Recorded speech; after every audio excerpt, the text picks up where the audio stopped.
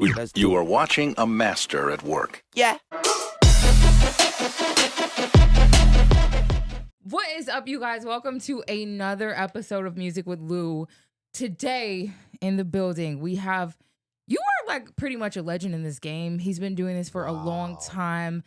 K-FLYY in the building. Thank you. Legend is crazy. I'm humble. Because no, let me, that. before we get into anything, I told you this via DM. Mm-hmm. I owe you an apology because I jumped in something that had nothing to do with me. And I said very disrespectful things to you. And no. Let me finish. Let me finish. Right. And, you know, although I felt some type of way about the whole situation, since I came here or since I met you, you've always shown me love. And that just wasn't my beef to jump in. And I have that issue very badly when I'm loyal to people. And I get that. But I still owe you that apology, though. I accept your apology. Humbly accepted. But what you said, I mean, I am an asshole. That's the one thing I vividly remember calling me. And I don't disagree with that statement. And you was riding for your squads. I don't take that shit personally. And you never do. But just like me, the character that I am, I feel like you are one of the very few that are real niggas in this game. So, I appreciate you know, it's always like that respect. And like I said, you know, it's even the legendary thing. It's not like OD. It's not to gas you. But it's like you've really sat down with people like who we said previously off camera, Lil Mo, and fucking Diamond from Crime Mob, and Slim from 112. And one of my personal favorite interviews was when you talk to Dame Dash. That was you was do my this favorite. for real. So I appreciate that. You know, I had to give you that face-to-face apology. And even with that, you still always show me love. You were always still respectful. So it's like I know what I am, and I know how I can come off to people, so I never get mad at people if I can give that impression. I can give that, you know, you have to get to know me to know I'm deeper than just that, pause. Like, I'm not just that. So good pause. yeah, that was crazy. So I understand. I never took it personally. You know what I'm saying? You was riding for your squad, and in that moment, I was being an asshole. So hey, call me what I am. So I appreciate it. And you stand on that too. So before we get into the good stuff, let's start. I saw you. You said you started doing this radio in '96. Yeah. Holy shit. I don't like to tell my age, but I was No. Yeah, but it was crazy because I didn't know you were doing this long. So my question for you is like, how do you continue to keep the love and the passion for media after all these years? Because I genuinely love this shit. Before it was a million podcasts, I was a radio baby.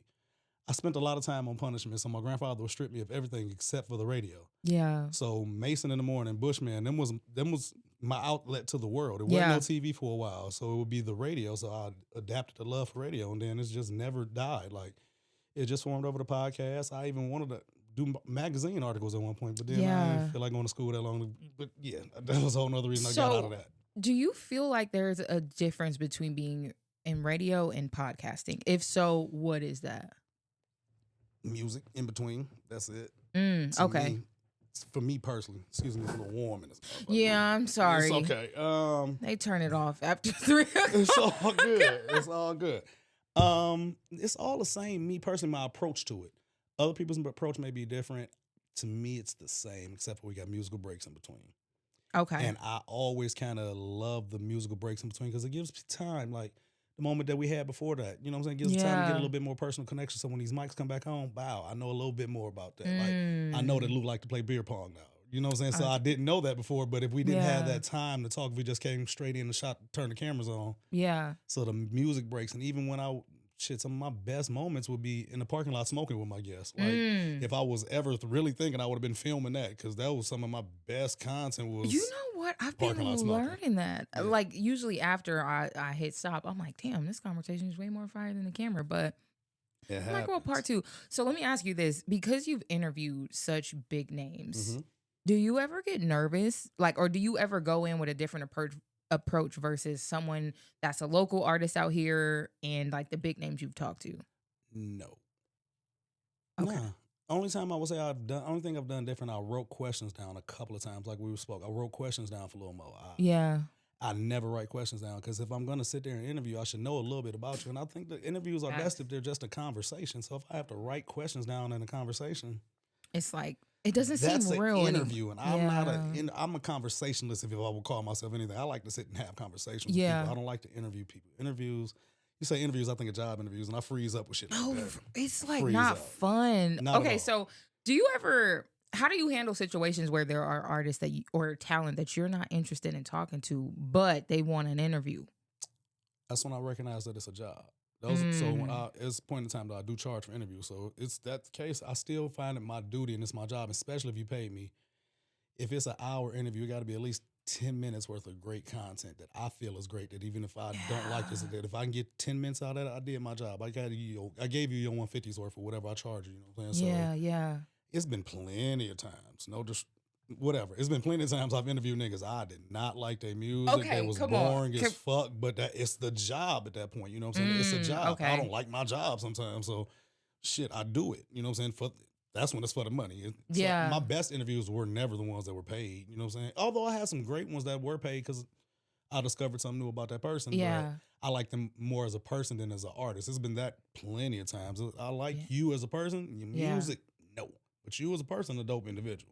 I fucks with you. And your music, don't ever play that shit for me again. But we can kick it all goddamn day. You're funny. Don't play that. We can hang out all goddamn day. I just don't want to listen to music. That happens. But then, again, it's a job at that point. So I know what I'm getting paid to do. So I take it as a first personal task. Like, hey, Quan, you got to go make sure that you at least get 10 good minutes out of this interview. So he can cut a clip and run with that. What if you don't? Okay, so what? Because I don't think artists understand sometimes, like, when you have those people that's like one word response. Oh my God. Yeah, or they too high, or they had too much in their cup. This is only fucking beer up in here. How do you stay in it? Repetition. Practice make perfect. I've dealt with that enough that, it comes with it. Then I'm a smoker myself, so I know what it's like to have them stoner moments. You know what I'm saying? I can relate to you on that level because there's times when I get stuck in conversation with in everyday conversation. I just get stuck. Yeah. Or I only got the energy for a one-word answer. I'm that high, so I can relate to that. So I'm gonna try to get something out of that. That's when, again, it becomes a job. So it becomes my job, and I like to think that I'm good at my job. So if I'm good enough at my job, I can get you to laugh or something that we can cut a clip and put out. Yeah. Because at the end of the day, in this day and time, we really care about the clips more than anything. It's hard for a nigga to sit down and watch a whole 2-hour interview. Or even if they do, they're going to come to that and watch that whole 2-hour interview. The clip is always going to get them there. So if I can do enough to make you laugh or we get a good clip, hey, you want the views and the clicks. If we can get that, hey. Now, if they like the interview at the end of that, that's not on me. I did my job to get the people here. I did my part. The rest is on you. Come on, free game. And so one of my interviews that I like, I'm still a huge fan of Dame Dash. So like watching that interview, I still remember that moment. You was like live. But I felt like he was kind of being like, there was a lot of asshole moments in that. I love Dame for that.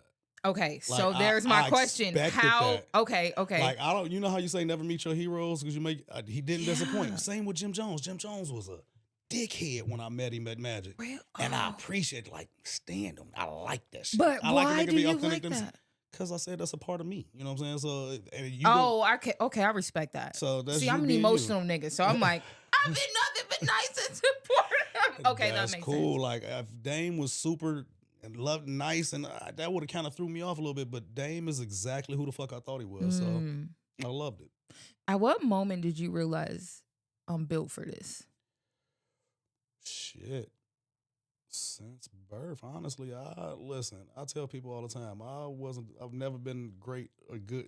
I've never seen myself, that you call me a legend, I've seen myself being anything legendary except for behind this microphone.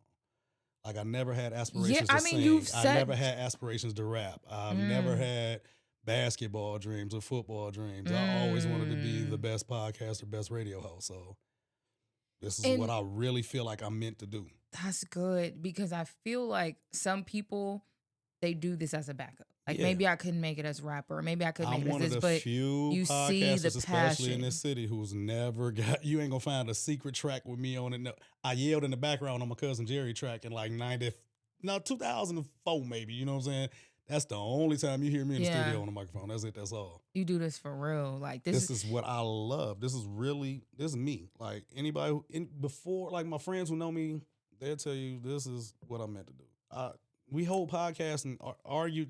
I say all the time, podcasts ain't nothing but sitting around kicking it with your homies. That's why it's always easy for me. I argue with my friends all the time. So it's turning cameras on. It's for them that's a problem. My friend, if I could ever get my friends, like my best friends, my day ones, to get on camera. Oh, classic, right? Through the roof. to the roof. That's a goal for me too, because it's like those conversations are something that's like unmatched. Like I wish that I can get these niggas comfortable enough. One day I'm gonna just sneak a microphone. Yeah, you gonna have to, to, because them niggas is crazy. If you think I'm bad, yeah. Yeah. But you're built for it. And okay, so you said something. You said there's a difference between somebody that sits behind a microphone and the real media. Explain that. What's the difference? Real media, I think, does some type of research. You know what I'm saying? Some people just sit behind the microphones. I think a lot of this has become a wave. You know what I'm saying? Podcasting has become a wave. You better and talk you can about tell the people who, because Lou, you know what goes behind all this? This shit is not just turning on these cameras and microphones. If you can stay dedicated, I say it all the time. I used to tell people when we had room service, if you can make it past 10 episodes, you'll really become a podcaster. Because before, that's when it becomes serious. After your 10th episode, that's when you really start to care. The first 3, 4, 5, all right, I'm just doing it, getting the kinks out. Then you start really paying attention to your numbers after that 10th one. It's like, hey, yo, what am I? Especially if you're putting some money into it. Now, if it's just free, everything's free. You got free studio time, free editing, free all that. Sure, you'll run these motherfuckers out as often as you want. But once you start investing in it, I say it's about the 10th one is when you really decide if this shit is for you or not. That's why I praise Views from the 7 so much, because they've made it 7 years. You know how hard that is to do? Like, shit's not easy.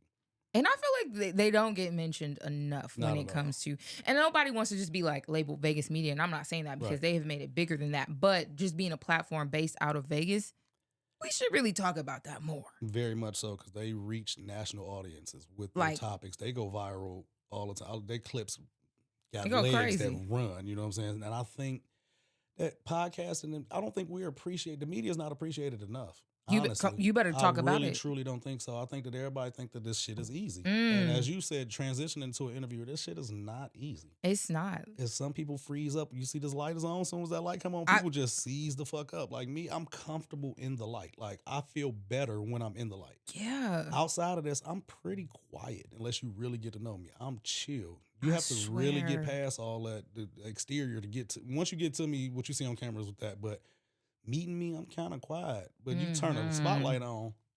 It's action. It's like you just click. It comes with it. You talking to talk right now. I don't want to see, and then it becomes a point. I don't want to disappoint. People have an expectation of me, so I never want to disappoint. So when I do have my bad days, I reclude from everybody. But when I'm outside, I have to be on, because I don't want to disappoint. Yeah, I want to give you what you want. So what would you consider a bad day in media? When a bad day to me is when we're all stuck talking about the same topic. Like to me, it's been bad days with everybody talking about Kendrick and Drake, because everybody's talking about it. Nobody's coming from a unique angle. Everybody's talking about this. That's a bad day when that's all when I go through all my podcasts I listen to and I see on the topic, oh, Kendrick, that's a bad day for me. That is so crazy that you said that, because I felt like that's where I struggled, because when everybody's talking about something, I don't want to do it. I don't want to do it either. And people are like, you need to get out of that. This is the wave. But I struggle with it because I feel like, what am I going to add to it? Yeah, that's my thing. Like, what different am I going to say about Drake and Kendrick that's not said? And then it becomes, this shit has become. And I'm a Drake fan, so you already know what I'm coming with. My God. I'm here with you. Come on. And this was way before to be. I've never been a Kendrick fan. So, like, now that you're force feeding me this shit, it's really like, And this shit has become like politics. Like, I've had real arguments with people I've known for years because I don't. And it's like, okay, I'm allowed to not like this man's music. I don't know that nigga personally. He might be a great person, but I don't like his music. Never have. Before the beef, after the beef. Yeah. It's not going to change. I don't like his voice. I don't. No, voice is big in music, though. I'm a voice nigga. He could be the greatest. He could have the most impactful statements. That voice, coming from that voice, it will never resonate with me. So see, I'm not gonna say I was never a Kendrick fan, because I rock with Kendrick. But if I gotta pick, I'm a diehard Drake fan. Like Drake is. That's my go-to guy. Like I'm not. Give you 10 Drake songs. 10 Kendrick songs that I like. I will really struggle. 10. Yeah, I probably struggle too. I'm not gonna hold you. Nah. I have. But see, and this is the thing that I felt like, and we ain't gonna get too deep in the beef, but I felt like niggas was on fuck shit, because I'm like, y'all know way more Drake songs than you know Kendrick songs, and now everybody's a diehard, Kenny fan and Meat Riders. It was crazy. And I've said this on another platform. I think I've seen podcasters switch their whole format to talk about this because they see the views and the clicks. It's easy. It's a layup. I don't want to talk about it if everybody doing it, because it's clickbait at this point. Yeah, you didn't even earn that. Like, that's not based off you. That's based off of their the name. algorithm and the name and the hashtag and all that. You're not doing anything special to bring nothing to you. And if that's not what you do, so when this beef die down, what you gonna do to keep that audience? Then what? Yeah. Then you got to go back to them 10 views because that's what. Yeah, them 10 people are the only people that really care about you. These other people care about Drake and Kendrick. So once this shit I is over had to apologize to you and give you your motherfucking flowers because it's people that see this game in a different light. No, for real. And even when I first met you, you were just always solid. And another thing in this media shit is you bring this asshole approach, but you stand on that. I've never seen you back down or apologize for nothing you said. It's like, okay, I said what I said and it made you feel some type of way. But I'm doing my job. That's my opinion shouldn't matter that much to you. I'm just one person. Like people have opinion. You had an opinion on people have opinions on me. It's not gonna affect me once I leave this door. I'll still be okay. Yeah. And I always say, because I didn't come in this shit looking for friends or popularity. My friends have been my friends since day one. Like my best friend, he just cussed me out because I'm not in fucking St. Martin with him for his birthday. We've been friends since we was 8 years old. Yeah. It's very rare that we miss each other's birthday or a trip. My dog, Tony, his kids is my kids. You know what I'm saying? All these kids you see me post, they're not mine. I don't have kids, but their kids are my kids. So I don't have. Oh, wow, I didn't know that. All of them. I thought you had kids. No, wow. But I treat them as mine. And they, you know what I'm saying? So that's what I'm saying. I didn't come in this looking, I came in here for the love of it. If nobody paid attention, I would probably still record. I would still talk about, I would still intro songs. I would still give my opinion. Somebody's going to listen. Yeah. So that's why I'll tell anybody, if you want to get into it, you find your niche. Even if you got 10 people that listen to you, focus on those 10 and run with it. Because that's powerful. Not everybody can have 10 people captivated enough to listen to them. Not 10 people, not enough people. Not everybody can have 10 people care enough to listen or pay attention. So even if you got 10 solid listeners, treasure those and keep putting that content out for them. Yeah. Them 10 gonna tell their friends, and then you're gonna double to 20. And then so on and so forth. Like, it's to the point now, even though I don't record, people still ask me about getting on my show every goddamn day. So let me ask you, so what happened with room service? We want to talk about it? We can. Let me give a great answer. No, I didn't even give a PC answer. It just became, sometimes business and friendship doesn't mix. Okay. And so we saw two different versions. We wasn't on the same path at that point. We didn't have the same vision at a certain point. So we chose to go separate ways. And there's nothing wrong with that. That happens in business. Exactly. You know what I'm saying? That's happened in business. No love lost on my end. You know what I'm saying? That's still my dog. I'm forever indebted. We made history. You know what I'm saying? We created a lane. For sure. We did some major shit. So I can never feel no type of way. That's forever my dog. You know what I'm saying? So it just didn't work out business-wise. That simple. If you've ever been in business with somebody, you know this shit don't always work. So that's all it really is. It happens. No deeper meaning, no deep. It just didn't work out business-wise. Oh, okay. You got to respect that. So did any of that backlash come with fuck a algorithm? We got to talk about it. Personal yeah, I mean. Was like any of that backlash that was coming a part of that, or it was just kind of like, it just wasn't working anymore? You got to be built for this. The good, the bad, and the ugly. Okay. You got to take the good, the bad, and the ugly. Yeah. Now, not all this shit come with good. Sometimes it's going to come with some backlash. Sometimes it's going to come with some ruffled feathers. Yeah. I know what I signed up for. It is no different than in my personal life. I ruffle feathers. I got to deal with what come with that. And I'm prepared for that. Every day I wake up, I got to be prepared for whatever the consequences is of some shit I said or did. That's just part of being an adult. You know what I'm saying? So yeah, I can be prepared for that. I can't make you be prepared for the shit that I'm prepared for. So sometimes that can lead to different visions and different opinions. And hey, it is what it is. Was there ever a time where you had a moment where it's like, all right, maybe I went too far, or it becomes overwhelming with the backlash that's coming with it, or you just like, fuck it? Yeah. None of this became overwhelming to me. I say it all the time. Once the cameras go off, I have to go back and watch to remember this shit. Yeah. It's coming from the top of my head, so it's not like it's pre-thought and all that. Yeah. It's coming from my heart and how I feel at that moment. So I say what the fuck I feel at that moment. Yeah. Now, do I change my opinion? Most times I don't. Like, I feel how I feel. Now, not everybody has to agree with that, and I'm perfectly fine with that. You don't have to agree with me. You don't have to like me. I'm fine. I say it all the time. The people who really like me. And the people who really don't, they really don't. And I I'm think fine you just with got to that. be real solid and comfortable in your own skin to respect it. Because if you're a weak ass nigga, which a lot of people are in this game, in this Artists industry, are sensitive. they Artists are are. sensitive. Erykah Badu told us artists are sensitive about their sensitive shit. about my shit. So I get that. I get that you don't like that somebody criticize something that you put hours into. I understand that. But you signed up for that. Once you chose to make yourself or your craft or your art public, you put it out there for opinion and criticism. yeah, Not everybody's gonna like what you put out. Not everybody's gonna like every painting. Not everybody's gonna like every rhyme. Not everybody's gonna like every poem or every song. Whatever art form you choose. Not everybody's gonna like every podcast or interview I do. I gotta take that. You know what I'm saying? Yeah. All right, you didn't like this one. I bet you like the next one. That's the confidence I have in me. You might not have liked this one, but tap back in. I got you on the next one. So how did you go about picking your cast for the algorithm? It was a conversation. So we was doing a magic convention. Room Service was doing a magic convention, and Von had a show. Spence, he had Views from the Seven was recording over there, and Jew was just around, and so we just all kind of was in the parking lot smoking, and then next day was just having conversation. Like I say, just the podcast ain't shit but conversation. So we were basically having a podcast in the parking lot smoking. Yeah. Then the next day, Spence hit me like, "Hey, that felt good, bro. We should make that a show."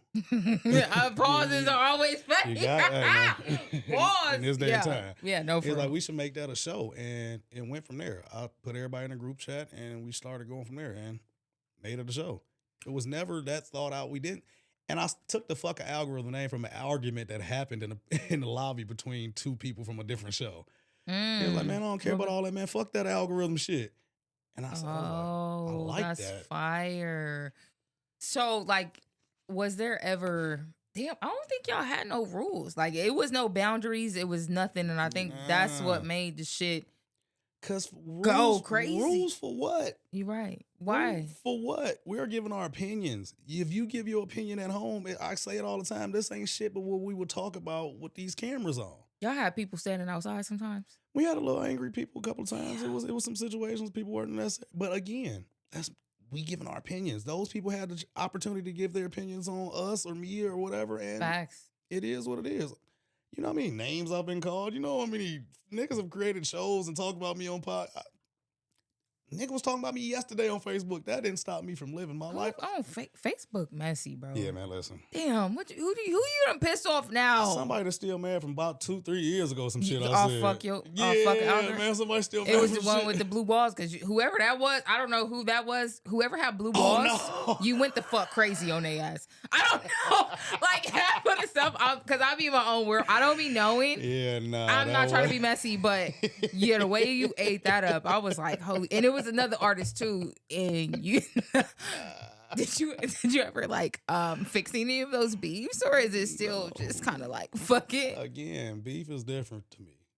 Beef is different. Ain't none of this shit beef. None of this shit beef. I'm not. Yeah, concerned. I'm not worried about. I gave my opinion. You gave your opinion. You have your platform. I have my platform. Yeah. We both gave our opinions about each other, and hey, it is what it is. I'm not upset. I can't speak for the other half, but again, it's not beef. I ain't worried about it. You just brushed that shit off. It's kind of impressive, honestly.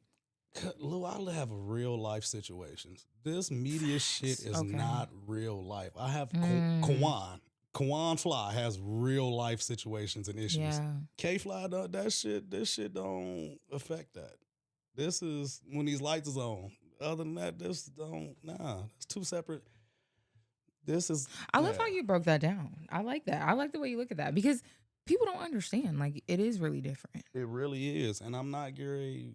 Yeah, this don't affect my real life. The day that it does, maybe I'll approach it different. So it was never a time when y'all was doing fuck y'all algorithm. All y'all clips was pretty much going viral. Then y'all be going out, and it was never a time where it's like, oh shit, we in the same bill. Actually, I'm not gonna act like I don't know, because I done seen you stand on your shit before. Other than that. But I'm saying, like, outside of that situation. A couple of incidents similar to that. I still went on with my day. I'm a man before any of this. I'm a man, and I got to stand on my principles and my own too. Take all this away, take it. I still got to be a man. Yeah. And sometimes men confront each other in ways. And both parties did. Yeah. I don't want the other party to feel no type of way. Listen. Respect on both ends. I actually gained more respect for them niggas and all. right hand of God. I appreciated that. And I've spoke on that to other people like, I gained a little bit of respect for that. I didn't think they had it in them. Blink, shit went left, but I'm glad that, what I remember we're most past about that. after all that, the look in your face, Lou, you was really bothered. And that bothered me. I was hurt. Yeah, I honestly was hurt. I'm not going to hold you. I checked on you afterwards. I was you like, did. Lou, And I was like, nigga, am I good? Are y'all good? Like that was heartbreaking for me to see because I'm like, I know every media has every we all play a role. And my role is, unfortunately, I'm the positive lover and I'm the peacemaker. So that broke my heart. I didn't enjoy any of that. Lou. Not 1 second, but I understood I knew men's that was business. a possibility for me the day I got behind this microphone. I knew signing up to giving my opinion would not make everybody happy. I knew that some people would react in a certain way. Again, you got to be prepared for this shit. Like, I never woke up like, nobody's going to be mad today. People have feelings. I ruffle feathers. And I got to be prepared. Like, in my real life, Lou, I'm not Gary sit here and go through gangster. My real life, that's light. What that shit was light. That was enjoyable, low key. I'm not going to lie. I had a good time with that. I laughed. I find humor in everything. Y'all did go back to partying. I was like, I'm going home, guys. I need a reset. That shit much. did not upset me like that. It upset the people around me more than it did me. That's more, it affected everybody that was not fun around to see, me. But me. One thing I will say is you stood on what you said. You didn't back down at that moment. I said, and even that same day at the event, you still showed me love. You was like, yeah, tell Lou to pull up. And we hadn't talked since, I fall out. And I was like, Lou, at the end of the day, like, you just have to I'm Excuse sorry. Me, it's okay. I'm so sorry. I know somebody in the comments gonna light me up all this goddamn sweating, but it is a little warm. You really not sweating that bad. I feel it. Like though, I think it's all in your mind, but I know it is hot because my back is dripping. Okay. So going somewhere else. So at what point did you realize I'm going to tap in to the Vegas music scene? I always interview Vegas artists, but I always say I give Carl his credit. Skinny, he was on live or something. He was like, Vegas media got to get behind Vegas artists more, even if it's somebody you like, or just push Vegas artists more. Because I got to a point, I was a C-list and D-list and reality show interviewing ass nigga. I didn't really talk to locals, you know what I'm saying, for a while. Yeah. It took for the little incident where the whole Vegas, it took for that. The DJ and then after that, like Skinny said something on the live, and I was like, you know what? Because I didn't come from a place of anger. I do love a lot of niggas out here, pause, like their music and all that. So I was like, let me do that. You know what I'm saying? He put like a call to action. I was like, let me go ahead and do that. And so I did. That's when I came with the Artist of the Month and things of that nature. Because I did want to show more love because he right. I can't build my base off of everybody else and then forget home team. You know what I'm saying? At the end of the day, this is home base for me. So I can't just ignore home team. So now, I feel like at a certain point I focused too much on that. I think that's what became a problem for me. That's good. I filled my calendar up too much, but then it became a job. So it was like I got enticed by the money a little bit, you know what I'm saying? Then once I figured out other ways that I didn't need that little interview money, but then it was like I had filled my calendar up with so much, and then it's like I didn't want to turn down no bread, but then it became that's when it became a problem for me. Like, damn, I'm only doing locals. Like, and I feel like, and no disrespect, but it was like, but I you never put got yourself into in this box, and you've already like experienced. Like for me, I put myself in a box, and I've never interviewed a big name, but you've already been there. So I've always wondered how that moment was for you, adjusting from you're talking to big names in music, asking the same questions, honestly, because it would be a little different, but I'm saying just more so of like you kind of putting yourself back now in this local box because you focus too much on it. Because I wanted to prove that I did love the city. You know what I'm saying? And I built this platform and then I got to a point where I started doing, okay, if I would interview a big celebrity, in the first hour I have a local celebrity, so you get your shine to a local artist, you know what I'm saying? So if I have a Filthy Rich, I have a local artist, you know what I'm saying? If I have, even with the Little Mo show, I believe I had somebody before that local, if I remember right. Well, but that was my plan, and that was what my goal was, to always have somebody local on our first half to show love, because... Oh, you did have a pretty ill format. Okay. So that's what I would try to do if I would have a big ass bet. Hey, let me get this, because I wanted you to get your shine. All right, if I know an extra 500 people going to be watching because this person's on here, I want person X, you know what I'm saying, locally to get that love. So that's why I was trying to blend all that into one, because I didn't, at one point it was just straight local, and then I became, That was never my goal. That's what the Army and all that was for. Because I would only get artists. They would have to discover artists. I mean, I've never been a nigga to sit there and just listen and try to discover or break somebody. It's never been my goal. Yeah. I always would say, once enough people said something to you about me, that's when I cared. You know what I'm saying? Once I see a nigga on your platform or Skinny or something or Jew or being, I will see them like tell me about it, or I will see them talking about an artist. Then I will go check it out. But I'm not just Gary sit there. I respect niggas who do it all day, to do wrongs and all that, who just bump nothing but local music. Yeah. That's never been me. And again, I don't like rap that much. I'm an R&B nigga. So I live. And we do need more R&B in this. Who are some R&B people you like? Because I know you're like big on, God damn it, Dimples. There it is. Oh, yeah, that's my dog. I love Dimples. I love Dimples. But outside of... One of my favorites, even though she doesn't make R&B music anymore, was Tiana. That was another one you were fine. But then I could hear with some of her production, like some shit she's done with Laylo, I could say, oh, I can hear Tiana's music in that. So I like how she's still getting those R&B vibes out through her production and her mixing and mastering and her songwriting. Locally, Lacey. Lacey's voice is dope to me. I like Shout out to Lacey. Damn it, I'm bad with You like Tay Bands too. Tay Bands. He's like the lady. You really rock with Tay Bands for sure. I love that. I love where that. he can go. You know what I'm saying? I see the superstar potential. That nigga's a young superstar. He's marketable. He's a good person. He's a cool individual. Bitches love that nigga. He put that shit on, you know what I'm saying? And his talent is there. I love the transition he made from the rapidy rap shit to the ladies, because the ladies was going to bring the bread anyway. Niggas go where the ladies go. Pac told us that 1,000 years ago. Yeah. So I love his switch. And then he ain't just switching, then it didn't fit him, and it was like he was trying. No, he's switching that shit fire. You know what I'm saying? The boy makes great music. Yeah. It don't matter where you from. You never hear that shit like, oh, that sounds local. Tay Band's music don't sound local. It sounds big budget. You know what I'm saying? So I've been a fan of that young man since, actually, I want to say, you were early on introducing me to him, and Jew was early. Like seeing him on y'all platform and seeing y'all react and talk about him, you know what I'm saying? Because again, that's how I got my local shit, was from the Army. You know what I'm saying? Yeah. I've never had an issue with the Army. Let me go ahead and put that out there. I love these niggas. You know what I'm saying? It's just different.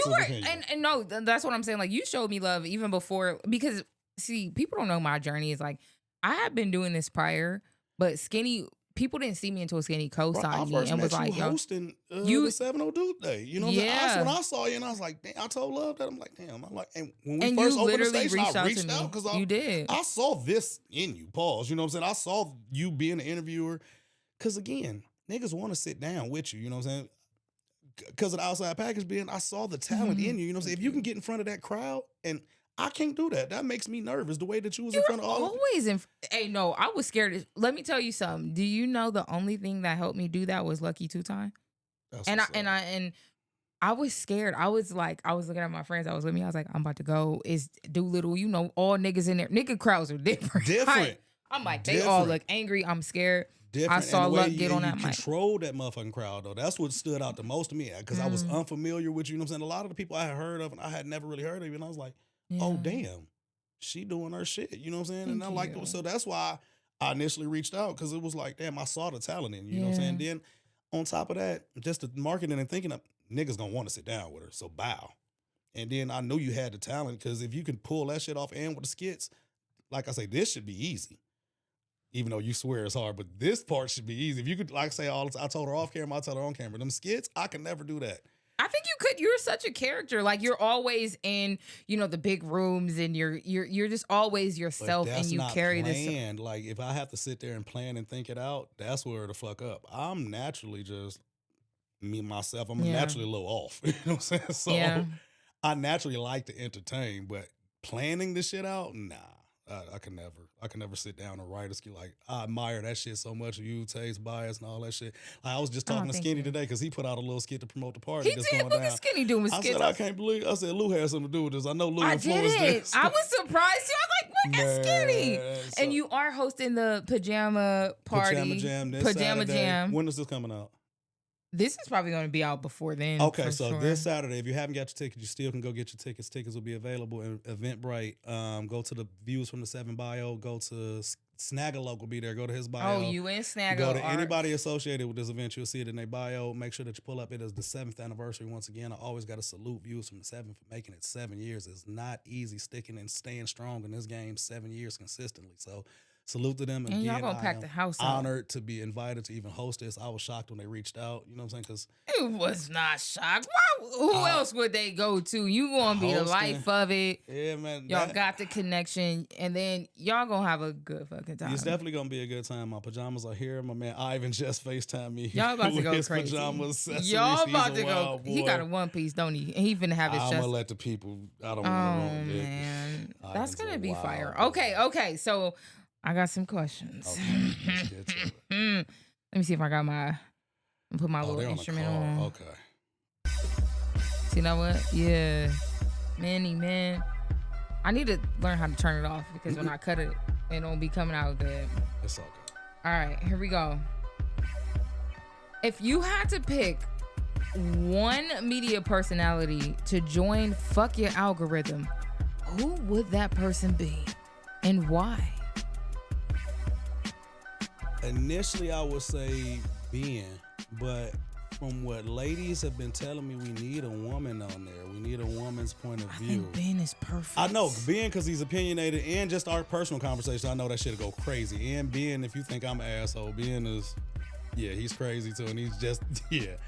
But and especially when we get to talking about topics including women, we don't have a woman's perspective on there. Now, part of me likes not having a woman's perspective because I feel like it's a lot of women's perspective out there. But so we had a conversation recently about what's worse, a 40-year-old drug dealer or a 40-year-old stripper. I saw that. And a lot of women was getting that because, you know, my dog Vaughn had an opinion and talking about women lose value. They was like, see, this is why niggas need a girl. And I kind of like, damn, I wouldn't mind just, you know, see what that would be like. Yeah, challenge it a little bit. Okay, speaking of women, have you ever slept with an artist and things just got out of control? He was like, I shouldn't touch that. But she was an artist before. I slept with her before I started the radio show, and then once I started it, we slept together. You know, again, we continued to sleep together, and that became a thing because she really thought that I should just play her shit. And it was cool. The music was cool, you know, but it just wasn't, you know, we weren't about to get highlighted. So would you like get involved with somebody else that you work in this industry with, or? I am currently in a relationship, and that's the only woman that I think about. Okay, shout out to her. Any other woman. Okay, scratch that question then. Good. And she's not in the industry. Not at all. She hates this shit. So she hates all. Do you feel like that works better? Yes and no. Why yes, the no? Because she's so far away from it. No, because she doesn't quite understand it. Certain shit that I would say, I'll go pretty far for comedic value. You got to take it get there. Right to the edge. I'll go over the edge. I don't, you know. My first tattoo was laugh now, laugh later. So I'm gonna always find the funny in every situation. Right. So she doesn't like that part of it. Okay. So, and she just hates the attention when we outside. She hates it because it's hard being in this media game. Artists want to speak to you about their project in the most inopportune time. Yeah, they don't care. Yo, dog, my girl is here. She don't care about your project coming and you're single and you want to sit. She trying to go smoke hookah and have a drink. So that part, she hates this part. She hates K-FLYY. She hates all of this. Okay, shit. that's fair. Yeah. So prior to a relationship, do you think it's a good idea for media personalities to get involved with artists? You know, I don't see nothing wrong with it. Oh, I see everything wrong with it. Why? I don't know. I don't know. I don't know. From a woman's perspective, I can understand because let's just say they don't work out and you end up with 2-3 artists, then it becomes a stain on your reputation. And then I also I just don't want to be in certain rooms because it's like, oh, I fucked this person. Like I just want to be in there because I belong there. It's my talent. But I'm also a woman. Yeah, so. That's different. Yeah, from a woman's perspective, I understand. From a man's perspective, I don't think it's nothing wrong if I slept with a guest. But from a woman. Again, that's double standards that we have in life. So, but that's life. Yeah, you know, so, that's unfortunately that's how it is. As a woman, I definitely would advise against it. Okay. Now, this question is, I know you was in a relationship, but I piggybacked off the stripper topic. It's okay. We can answer. So, Would you rather date a stripper for 10 years or date a prostitute that has 300 bodies, but she's an ex-prostitute and now she gave her life to God? So my lifelong theory and studies will show that if you strip for more than 2 years, you've sold pussy. So you're already a prostitute. What if she never sold it? There's no stripper who stripped for more than 2 years. 2 years is kind of the sell cutoff. that kitty. It's kind of like how 10 episodes is cut off about 2 years. You can hold out for about 2 years. Yeah, you're lying. Then after that 2-year mark, them you're going to numbers do a get private party. A number going to come at you. It's going to be a slow night in the club. Your regular going to hit you. You already developed kind of cool. We kick it. We get cool nigga inside the club. He throw a couple dollars. Then it's a night that you ain't even made house fee. And you looking at dog looking at you. You know this shit. Yeah. So that's what I'm saying. If you stripped over 2 years, you've sold pussy. So basically it's the same thing. Yeah. But she got 300 bodies though. The ex-prostitute got 300 bodies. The stripper sold pussy twice. In the words of Dwayne Carter, I wouldn't care if you was a prostitute. Oh my! Hit every man that you so it wouldn't bother you. So you'd be able. That was way before me and you, girl. I'm just saying that was before me. That's beautiful. I can't really concern myself with that. Like, yeah. 300 bodies is crazy. But I respect that because sometimes people got to do it. 2 years. I'm keep saying that 2 years. No, I said this scenario. She only sold it twice though. Oh, only sold it twice? Probably 8. Because I don't believe it's only twice. Yeah, you're not gonna only sell it twice. Like once you sell it once, you gonna go full fledged because you're gonna get your inhibition's gonna be less and less. You're gonna see less and less wrong with it. So again, it's hard for me to fully answer that because after the 2, ask me dating a stripper under 2 years, I'll give me her all day. Right. Okay, that makes sense. Okay, one of these guys, they have to absolutely go. They don't exist. No media ever. Howard Stern, Charlemagne the God, or one of your hosts, your co-hosts from fucking Algorithm. Damn, I'm gonna have to throw one of my dogs off the island. Because I know you like you some Howard Stern. Howard Stern is one of my inspirations, and Charlemagne is my biggest inspiration in media. So shout out to my dogs. I ain't gonna say which one I throw off. You're not gonna make me do that. No. Yeah, because one of my dogs gotta go. I make sure everything's taken care of for you. You know what I'm saying? But you gotta go. You gotta go. You gotta go. I like that. Real nigga answer right there. Real nigga answer. I had to spice it up a little bit. I was going to throw like Wendy Williams. I'm like, nah. I ain't mad at that. I know you respect Howard Stern and the Charlemagne. And you respect your co-host. That's my dogs. They're my niggas, but they ain't inspired me. You know what I'm saying? I feel you. And a lot of us wouldn't be here if it wasn't. Right. So. But shout out to my co-host. What was it about Howard Stern that was just kind of like, it just lit that switch in you where you're like, all right, I want to do this? It's carefree. I've always been attracted to personalities that just carefree. Like, even if you look at my friend circles, they're pretty carefree because, hey, man, life is for living. I've had dealt with a lot of loss in my life, and life is for living every day. So I live life unapologetically myself and carefree, and I respect that in all aspects. Like in media, I respect my favorite media personalities are carefree. They don't care. They'll go there. You know what I'm saying? So yeah, that's what Howard Stern was the king of that. He set this shit off. Facts. So like when you see people like what makes Vlad different? Because he's not like a lot of our favorites. And I know why he's not my favorite, but I just want to hear it from somebody else. What is it about his media style that is not makes it not a respectable style of media? Because I'm big on a culture vulture thing. Don't come to my people and build your brand off of my people. Like you built your biggest platform, your biggest interviews haven't been with them Italians. They put black people. Your biggest interviews aren't with those white artists. They would have been black artists. And then when you come and cause controversy and confusion in this community, that's what I pull back from. You know what I'm what I'm saying? So how do you feel about Adam 22 then? I hate him. Okay, that makes sense. Okay, I was just making sure because I can respect Vlad a little bit more because he's semi of the culture because he was a DJ before this. You know what I'm saying? So he was in the culture. Vlad, I mean, Adam, you was a BMX nigga. You was over there riding bikes and all that. Then you saw this was a lick for you, and it worked, and you ran with it. You know what I'm saying? And then I think that he's more harm than good. You know what I'm saying? He caused real issues in them LA streets. He caused real, and that's something I always tried my. That's a lie. I was good. Because y'all got wait. No, that's a good question. Because so how do you determine how it when the street shit goes on? How do you pick it? It's only been one incident that I kind of shied away from, and we can talk about it off mic. But Icy Jones was a big part of me staying away from that.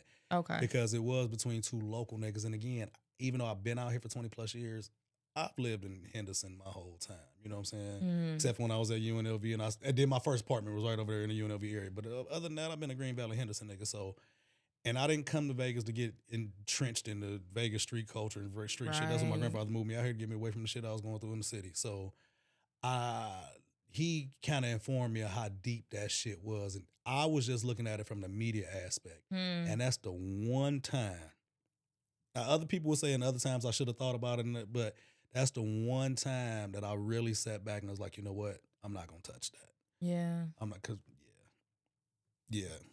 Yeah, the street shit is scary. Because especially, I only truly was coming to fuck with that because I knew it was hot in the streets and it was, I wasn't particularly heavily involved in both sides of the music Sometimes, do you feel like it's kind of your duty as media to show up and address it? Because I feel like some people are kind of disappointed if you don't. I do.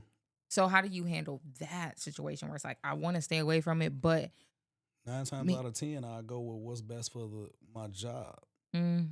And whether that's a good or bad decision, I signed up for this. You know what I'm saying? So you ready to die for this shit? Not die. That's what it sounds, because I'm like, Listen, we all got an end date. That's true, but I don't want to end because of some shit I did on camera. My destiny has been predetermined. I believe we got a beginning and an end date, and that little dash in between is the life that we supposed to live, and live that shit to the fullest. So whatever my start date was, because I ain't gonna get my birth year out like that, and that's a little dash that I'm in between right now, I'm going to live the fuck out this dash. The end has already been predetermined. I'm shorting myself if I'm sitting here worried about all this shit. I know at a certain point in time, I'm going to go. Yeah. Now, do I want it to be when I'm old and gray and all my youngins got their, I want it to be that, but that's not up to me. That's up to the man above. It's already been determined before I got here. So I'm not very concerned. Am I going to put myself in harm's way? No, he's giving me the grace and valor not to do that. You know what I'm saying? And the common sense not to do that, but I'm not ready to die. I'm not concerned about it. You know what I'm saying? That's good. Because I know one day, but I can't control that. And I'm not like, you can't control that. Yeah. Unless he's already said, hey, this is how K-FLYY gonna go out. Then that's already, in all honesty, my shit probably gonna be on a plane crash or some shit like that. Oh my God, crazy. God damn it. Not with all the planes crashing. It ain't because of this shit. Let's change the topic. Before I let you get out of here, K-FLYY, Fly Conversations. What can we expect from you in 2025? Are we getting more Fly Conversations? Yes, we're getting Fly Conversations. Come on, let the people know. I've been delaying it. It's just a lot. It's a lot to go. Do I want to put myself into this situation that you got? You know what I'm saying? Do I want to, the overhead and all that? Do I really want to fully dedicate? I ask myself that, but then the answer is always yes. Yeah, this is what you do. The answer is always yes. It's just that I have to carve off I'm lazy, Lou. I ain't gonna lie. I'm lazy. And it take a lot of footwork to get to that point. You know what I'm saying? And that's the part. But you've already been there. You've already. And it's like, damn, do I feel like taking these steps again? Yeah, like. This is what you love to do, so of course you will. So I know. Let's cut the excuses and let the people know that Fly Conversations is going will to be back in full effect. There You'll see is more interviews, one-on-one interviews. Fuck algorithm is going to come because first, that was my next question. Easier to put together. And I saw you guys filming for that. We've already been trying to do some things just to make sure that the chemistry and shit is back. But Fly Conversations, because I do miss individual one-on-one conversations. Like, you don't understand how cathartic this has been just to sit here and have a one-on-one conversation with you. You know what I'm saying? So I missed that aspect. So definitely Fly Conversations will be coming back. Good. I'm not coming back. We'll be starting because Fly Conversations haven't actually technically started. You know what I'm saying? So Fly Conversations will be starting. Officially started. I will be back on the media scene in full effect in 2025. Good. Very soon. Very, very, very, very soon. You know what I'm saying? It's in the works as of right now. Actually, I have to go somewhere after this to continue working on that. So okay. But yes, I'll be back. I miss it, man. The game missed me. I missed the game. Yeah, the game I think missed we me. all bring very important pieces, and We are all important factors in this game. We all bring a different little piece. You know what I'm saying? The element has their piece. The code has their piece. Lou has their piece. The analyzer has their piece. Everybody has their own little piece to make this puzzle put together. Fuck your algorithm. Gotta humble a lot of these niggas. Yeah, that's. I'm not gonna lie. I used to sit back and enjoy it in silence. I was like, oh yeah. See, everybody likes the bad guy. Nobody likes to be the bad guy. But that is also that's good. That's good. Sometimes y'all did go too far. I was like, oh Lord, let me throw some holy water on it. But I think that when it came to a lot of Vegas shit, there was even myself, like, we give a lot of nigga passes. Like, you know, I'm the peacemaker. I'll be chilling. I'll be like, y'all, but they get away with a lot of fuck shit. I was never fully immersed in the. I would just start the topic and let them go. You would light it and then you would pass the torch. That's what I do because I can't. And you would spin shit. Run. But I caught a lot of the flack and the backlash because I'm the one that lit. But you knew how to do it though, and that's what kind of brings me back. Before we get out of here, it was like, how did you know? Well, I know you said you started in a parking lot, but I felt like you did. Was there a time where you saw something in each person where it was like, you knew how to execute each chess piece? Like I say, I study media. I'm a fan of media, and all of those personalities were media personalities that I've all paid attention to. Levon's energy, the innovator for something greater than like that's I can't do that. Yeah. Spence off the cuff, and then his Spence, I can't do what Spence does. And Jew is the most passionate nigga. And even when we was just test recording the other day, this nigga veins popping out in his throat. He turning red. Goes in. I don't have that in me, especially all the time that he could do. Like, I can give you that shit once or twice. Yeah. I don't have the energy for that ever. So, when Spence hit me, I'm like, I see how this could work. I think it was fire that you guys all brought like different energies. Nobody on that cast was all the same, and it was just. You didn't know what you were getting into, and I like watching things that I can't predict. And I always, I was nervous. I'm like, oh shit! Pre-planned any of that. There's probably been one episode, and it wasn't even one that caused a lot of controversy, where anything was pre-thought out, and that was mainly me who came in there with props and shit. That was just me being me. Y'all go off sometimes. I was like, oh shit! I hope y'all get security this next round. I missed that. Y'all gonna have security out there? Y'all need it. The way y'all be going crazy. That is for y'all to find out. Y'all gonna need somebody outside the door. I'll be like, y'all don't fuck around. Shout out to Mike. He is always available to lock the door. Man, lock the motherfucking door. Cause y'all, when y'all go, y'all go. But before I go, I have a question for you. Let me turn into an interview for a second. Let me get a couple minutes to interview Lou. You know what I'm saying? Oh man, okay. Where do you see yourself going in 2025?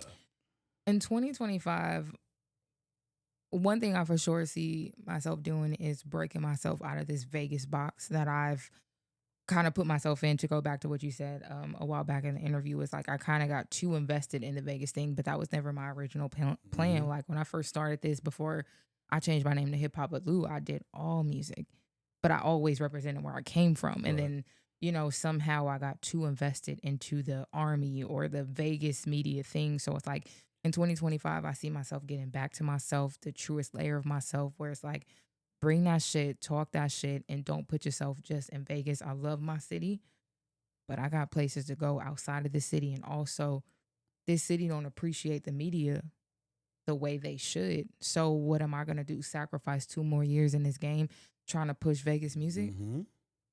Nah, I know where I'm going. I know how I'm built. And I know what I'm built for. So in the next, in this year, I just plan to just get back to the vision, put God first, because I was trying to do this without God. Wow. And go. Because, come on. That's where I see myself going. Not to get too deep there, but yeah, I'm just. All right, I got like 1 or 2 more questions. I ain't going to let you out of here without me interviewing you real quick. All right. Seeing that you were kind of new in interviewing space, who was the top 3 people that you would like to interview? That's a good question. Dave East is not available. No, Dave East is dead. No, what? I'm not gonna lie. That's a cheat code for you. Fuck that. That's an easy one. If I know that, the world know that. Though? Like, I would want to say Nicki, but I'm scared to meet Nicki because I don't want that to be ruined for me. But I would love to sit down and talk to Nicki because. But you know what to expect. You've seen enough of her personality. You're right. So you kind of know. And I feel like she inspired a lot of me. So it's like, But that would be an interview that I would love to have, and not even just an interview, but a conversation, because Nikki plays a big part of my blueprint. Like, just, not fucking your way to the top and just showing like I can compete with you niggas as a woman. Ooh, dang, Chris Brown. Okay. I used to say Dame Dash, but I don't know. I don't know. I feel like Dame is one of my idols that I don't need to meet. For real. So I would say Nicki, Chris, and Tyler, the Creator. Okay. If I had to pick 3 off the top, I'm probably gonna change that 3 because that's hard. But I would go there. It would just be some people that really like inspired me when I was, or you know what? I take that back. I don't know who I'm gonna replace. I probably have to take out. Damn. I'll let you add a 4th from fuck it. Free from 106 in Park. That's dope. She also played a big part. I watched her every day, and that's, if there's anybody that I'm ever compared to in media, and the inspiration that I don't pay enough to give enough homage to she is that was whole everything. VJ vibe. You know what I'm saying? Man. We forget the VJs and how important they was. You know what I'm saying? Even we go back to Fat Five Freddy. You know what I'm saying? Niggas of that era and that Donnie Simpson, Rachel from the VT, the Caribbean joint, like. Yeah, them people kind of inspired me as well. You know what I'm saying? They taught me the art of introduction. You know what I'm saying? To introduce a song, introduce a video. So, I got, when I do these interviews, who would you do? Sure. Who would be your top? Dame was on the list. It's changed, honestly. It changed. Like right now in this moment. Jay-Z, 50 Cent. Ooh, you and 50 would be crazy. Holy shit. That nigga don't care. And you don't care. So that would just... I'm kind of on a cancer cusp, so I kind of understand it because my birthday July 23rd, so I'm a cusp baby. So shit. I kind of relate to his pettiness, even the shit that he doing right now. Like, yeah, he ain't fucking around. I ask myself, would I go? And I think I can see that for you. Yeah. So J50. It would probably be somebody in sports. My third one would probably be LeBron. Because I initially wanted to be on ESPN before any of this shit. Really? 11 years old was when I first decided I wanted to be in media. And I wanted to be on ESPN. Then I realized I didn't see enough black people. This was before Stuart Scott and all that, so I didn't see enough representation. That's why I always say representation is so important, especially for kids. I always try to expose my youngest to whatever you like to do. I'm going to try to expose, hey, you like to do this media shit? Yeah. Bet. When my young was out here, we tried to do all of the media shit that she can do. She want to be a content creator? Let's go. Let's run with that. You know what I'm saying? So representation is key. So that's why I kind of got out of the sports shit. Like, I didn't see enough of us on the camera. But definitely would be LeBron, 50, Jay-Z would be the 3 That's fire. And then I asked myself, would I be nervous? And I think the entourage and all of the setup and all that shit, even with Dame, that's what kind of got me more than anything to set. But once the camera's cut on and I'm just one-on-one, that shit's simple. Yeah. Yeah, I ain't tripping. That's what I would just be. I would hope that, when I get my dream interviews, I just keep it cool.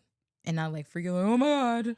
Oh no, I feel I'm too cool. But they're human. I ain't gonna, and plus I ain't gonna play myself. I'm not gonna play myself. I'm not gonna fan out. Like if I fan out, it's gonna be for the most awkward person to be like, why is this nigga even a fan of? I'm a fan off a tweet. You know what I'm saying? Like somebody off the wall, and niggas be like, why? Like if I meet Tweet, I'm gonna go crazy. You know what I'm saying? Like Tweet, here goes my shirt up over my head. Yeah. Oh, that's I one of my expect favorite. that. Exactly. Tweet to get me out of character more than. Yeah. Tweet was her. Southern Hummingbird was one of the greatest R&B albums ever made. Damn, that's a good one. Yeah. So that's somebody that would get me out of character. Let me think, do I have anything else with Lou while I'm here? No, I'm nervous. Nah, don't be. I'm nervous. What do you feel is you're better at? Skits, reactions, or actual interviews? Definitely not interviews. That's to the back. That between skits and reactions, now that's tough because I bring 2 different energies. But I would probably say reactions because when I'm listening to music or I'm reviewing music, it doesn't take much preparation for me. I could literally turn off the camera. Yeah. I could turn on the camera and just get lost in the music. For skits, it's like I have to set up and prep. Yeah, and I feel like I have to really study. Like how to make this punchline hit. I don't know. Like, I just feel like music is just more natural for me. So that's tough. That's a great question though. But I would pick reactions. Like that would be my like, we talking music, nigga. That's why when niggas be trying to count me, I'll be like, oh, we talking music. Let's go. Because I just grew up in this shit. I can dig it. Like, this was what I did. I'm like, nigga, I used to watch all kind of freestyle. I used to watch everything, and I listen to all kind of music. So when it comes to music, I have a different type of confidence. And I'm say the rest of my questions for when you come have a fly come conversation. on. I have like 10 more, but I'm going to stop because it's your show. You never had me on your show, so I'm going to go ahead and chill ready. And wait till when I got my shit popping, and then I have Lou on there. Come on. We're going to set it up. So Fly Conversations 2025. And Lou is going to be a guest on that for sure because I have like 19 more questions, and I have to realize I'm not interviewing. That's what happens when I come on podcasts. Normally, you click it. You switch it quick. Like, yeah, no, and I gotta stop. So this is your show, so go ahead. No, this is just what you do. Thank you so much for coming to sit down with me. Not I think this was. Thank you for inviting me. I hope it was great. I told you this is cathartic. You know what I'm saying? I got to apologize too. I got called a legend. I'm about to leave this motherfucker feeling like I'm. You that deserve nigga, you know it. When you sit down and you've put in the work that you have put in, and I think a lot of people don't know that. You just really have to be in tune with this media field to really understand the work that you have put in. I started with fuck algorithm. Exactly. They forget all the other years. And for me, I'm go such look at my Rick Ross interview. Yeah. You know what I'm saying? Yeah, you've really sat down with. Go look at my Clarissa Shield. You better talk it. I can you run down talked how to much. Clarissa Shield? I did not know that one. 2017. See, go that's look what at I'm my saying. early K-FLYY interviews. I can run down. Go look at some of my reality show people. Run it down. I can go run down some of these. I don't even think some of these shows are around. I've interviewed a lot of fucking reality show people, but God bless us, that's part of my journey. You know what I'm saying? It all prepared me to be where I'm not really nervous from. Like, you know what I'm saying? I can handle anything that come with this shit. So. And people know. But I've been around way before fuck algorithm. K-FLYY go all the way back to motherfucking DJ K back in 1996. So I've been doing this for a long time, and I think people kind of forget that sometimes. For sure. You're definitely well seasoned in this game, and you got to respect it, man. I for sure respect it. And like I said, you do this shit for real. There's some people that they get in here and they think it's a walk in the park. Then these mics cut on, and it's like, oh shit. Because you got to bring something different to the game, and you definitely do that. So we appreciate you, and I'm looking forward to you returning and doing your own thing in 2025. I'm looking forward to see where you go in 2025, because the same shit I saw way back then, I see a vision for you, and I'm just waiting for you to see where I see you going. So, man, thank 2025, I hope you embrace that and run with that, because I see you're a star, Lou. Aw, don't make me cry. I'm not. You know, y'all got the thick skin. I'm soft around this motherfucker. With that being said, thank you guys for watching another amazing episode. If you enjoyed it, thank you. Make sure you like, comment, and subscribe. Thank you for being here. Even if you won't subscribe, you watched it and you made it this far. Yeah, we've already won. Man. You know, numbers now. Y'all go ahead and subscribe. I'm trying to push these. I want a YouTube check. We gonna get you one of them plaques. You know what I'm saying? We gonna put that oh my right God. Here. You know, I be like, silver joint, I close my eyes. I be like, it probably feel like this, you know, but it's coming. It's coming for all of us. I think 2025 is definitely gonna be a great year. And I'm excited for you as well. And I just can't wait to see you return to the game because it's definitely needed. I appreciate that. I'll be back. Thank you, Lou. Bye.